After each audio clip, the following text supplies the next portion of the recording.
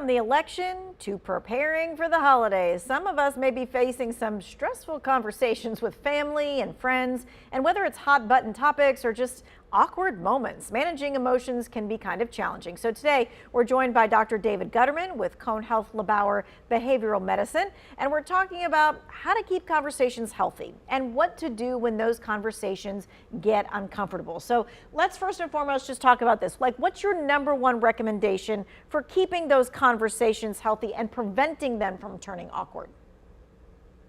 It's very challenging these days, obviously, but the number one recommendation would be to have a plan. You should always go into conversations with some sort of an idea of what you're trying to achieve. And generally, we don't go into conversations to have them go south and turn into arguments. We go in wanting to either make a point, but you should always have a plan.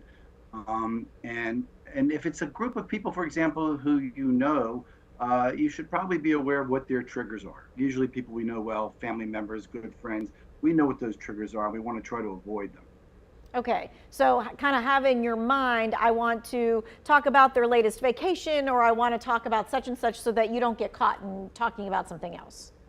Exactly. Okay. So if you sense the conversation heading to that direction, you redirect that. Right. If you find that conversation, and again, these days you can go in wanting to talk about your favorite vacation, but someone else is going to want to talk about the topic of the day. And we all know right now there's a lot of topics, controversial topics to be talking about. But I think that if it starts to head in that bad direction, one of the things to do is you don't have to be subversive in trying to redirect. You can flat out say to your friend, to the group, I'm not really comfortable with this conversation, or this wasn't really something I'm really interested in talking about right now. Or I have election fatigue and I'm tired of talking about the election. Let's move on to something else. Gotcha. Yeah, I'm just kind of plain and simple, right? But if you do start feeling your own like unhealthy feelings, emotions increasing, what kind of steps can you take to calm yourself down or to de-stress? Well, we should always rely on our what we know works for us. I think for many people, doing a self-imposed timeout, meaning that you start to feel your blood pressure boil, or your stomach ache, or you feel yourself getting angry or agitated, you can always step away from a situation. Don't ever feel like you have to be trapped into a conversation or even physically in a place where you don't want to be. You can always find an excuse to remove yourself, take a quick walk, go to the restroom, splash cold water on your face, and then try to remind yourself what the objectives are, what it is you were hoping to get out of that conversation or the interaction with the person, and then come back in a much calmer, more relaxed way.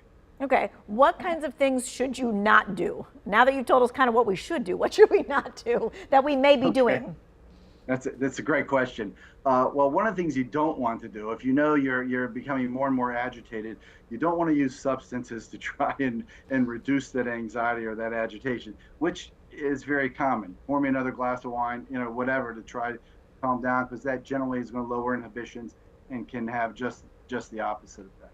I think also one of the things you don't want to do is to try to get your point across. People tend to speak louder, in a more aggressive kind of way, sometimes even being someone unaware of that as you get more passionate about a particular topic. So speaking louder, speaking more into someone's face, very close proximity, that's not going to get your point across any better. In fact, it'll do just the opposite. Mm-hmm. All right, let's say that you're talking to someone, right? And suddenly you realize, ooh, you touched a nerve and you didn't mean to, right? So what should you do in that moment? Well, similar to the redirect, I would say I would be very direct with the person in terms of saying, it seems like, I've upset you, or I've said something that has upset you, and it was not my intent at all. We have to keep in mind, we don't always know people's history, right? Sometimes we do know their triggers, but sometimes we say things that seem pretty neutral, but they've reacted in a very strong or very upset kind of way. And in those times, I think it's important to say, it was not my intent. I'm very sorry. We can talk about something different, or whatever. But again, we don't always know people's history. So we might be thinking we're talking about just a political topic that is somewhat neutral to us, but to this other person, based on their history, they may have something very personal that has happened in their own lives, and we have to respect that.